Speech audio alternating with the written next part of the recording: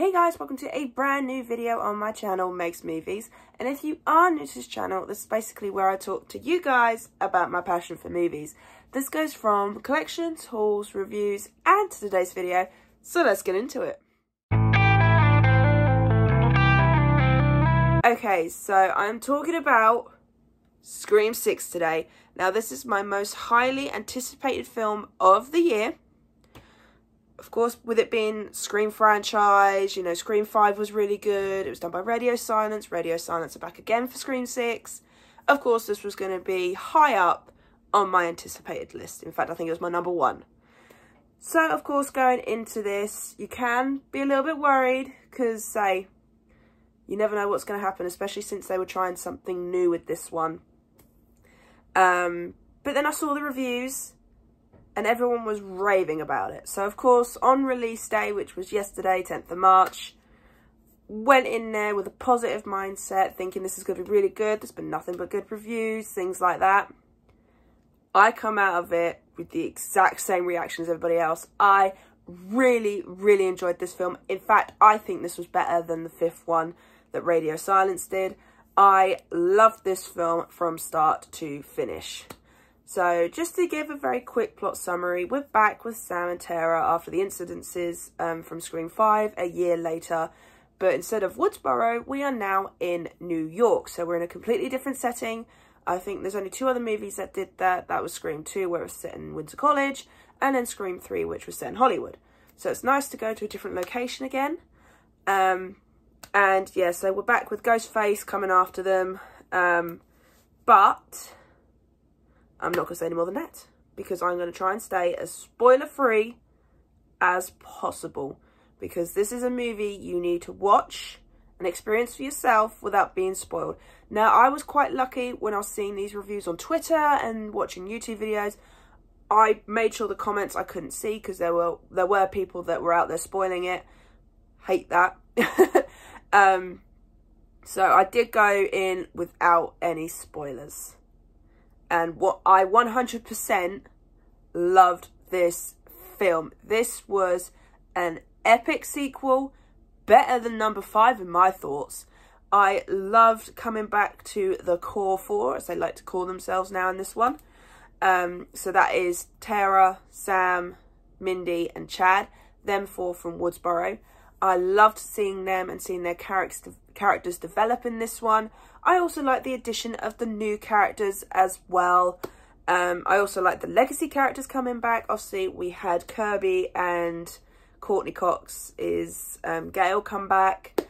So it was nice to have a mix of characters from the fifth one, new ones, and legacy characters. So you had a mix of both, and I think they were very well played out. I loved all the actors in this one. I think they did a brilliant job. I loved the relationship between Sam and Tara in this one. I love how it changed from the fifth one and sort of like how it changes throughout this movie as well and by the end of it. There was a surprise cameo which I did not expect to see, but then I should have really, because that was a surprise cameo in the fifth one. So yeah, I should have expected that, but I wasn't really expecting it. And then of course the main thing I want to talk about is Ghostface himself. This is the most brutal he has been since probably the first one or the second one in my eyes. He was rough, he was violent, he always ran, he had a good sprint on him. You know, the chase scenes, oh my god, the chase scenes, whoo-wee. I felt tense watching this film. Now, the last time I felt tense watching a Scream movie was Scream 1. Yes, I felt so tense. I could feel... Sorry, my phone's decided to tell me my battery's done. I could feel my heart racing during certain scenes, like during the chase scenes and things like that. I could feel my heart pounding, and I was going like this. I was going, oh, I was like this. I was like freaking out. I panicked for some of the characters. I almost cried twice in this film due to certain characters, and I cannot believe how much I enjoyed this film. It was fantastic. My only nitpicks, I will say, is that although the opening was different and I loved it, it was a little bit confusing, because I like how they tried to do something different, but it also did throw me off the film a little bit, so I was a little bit concerned. But after that, when they got back to the characters and how they tied it in, things like that, I actually quite enjoyed that. And the killers, I did enjoy the killers this time around. It does kind of mimic Scream 2 in a sense, but I wasn't expecting the twist. But at the same time, I felt like it was a bit over the top a little bit. But I still think the ending is just brilliant. I think the beginning is brilliant. I love how this one, they decided to try something a little bit different, but also sticking to the formula. Now, the other thing I need to mention is the whole Neve Campbell, Sidney Prescott non-existence in this film.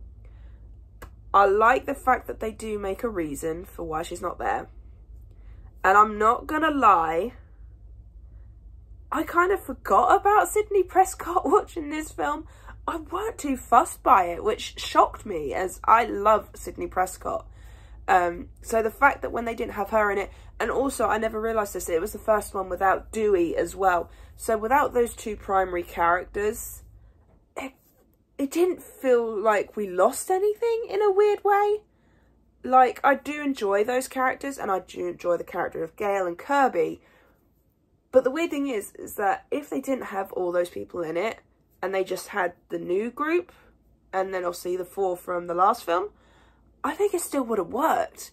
And that's a weird feeling for me, because I grew up with Gail, Sidney and Dewey. So of course with number 5 and this one, I was quite shocked that I had that feeling of, I didn't miss them, you know? And I did love Gail in this one.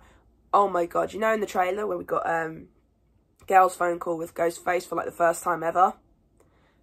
One of the most epic scenes in the movie. I loved that scene from start to finish. There's some other scenes that got really tense as well that I absolutely love. There were so many memorable moments in this one, and memorable kills as well. Like, out of all the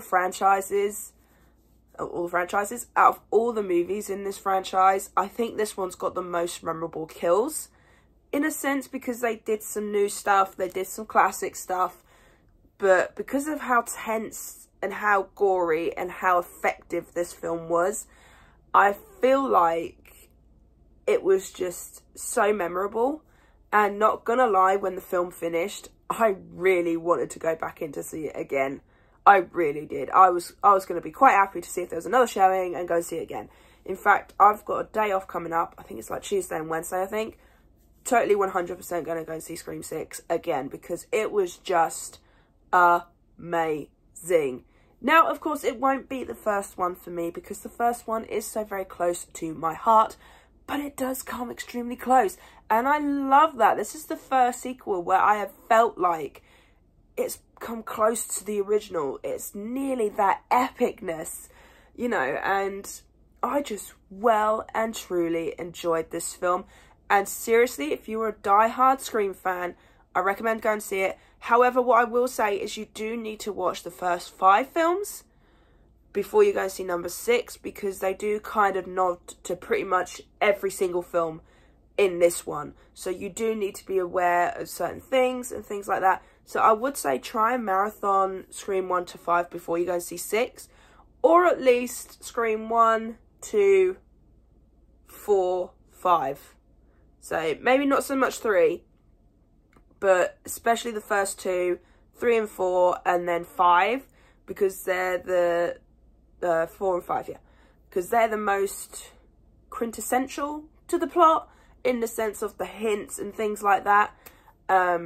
So yeah, you could probably skip the 3rd one, but also I would recommend watching the 3rd one, because this is another thing about this franchise that I love, is the consistency.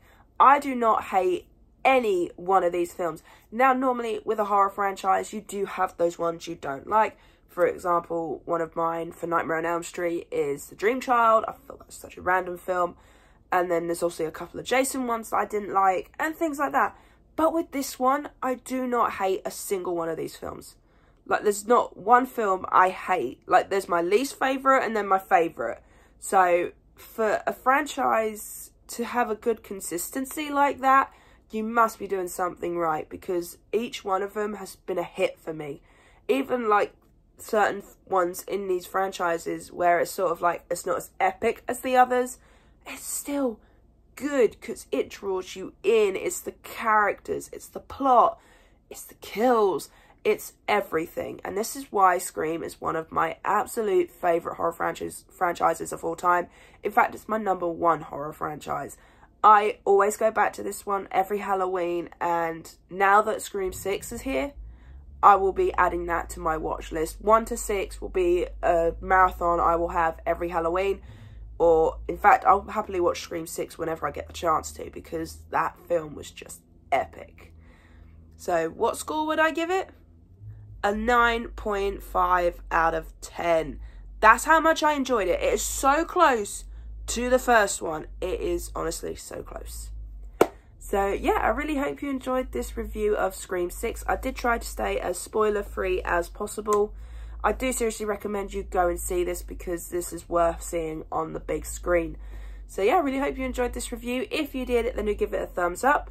And if you are new to this channel, then go ahead, hit that subscribe button and also notification bell down below to be notified when I post. And also leave me your comments and thoughts on Scream 6. If you've seen it, if you haven't seen it, what are your thoughts going into it beforehand? What are your thoughts afterwards? Let me know in the comments down below. And I also will be doing a ranking. I have watched all 6 films now.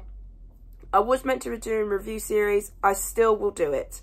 I will review Screams 2, 3, 4, and I'll redo 5 at some point over the next couple of weeks, because this is a franchise I do really want to get videos done and talked about, because I just want to get my full thoughts out there.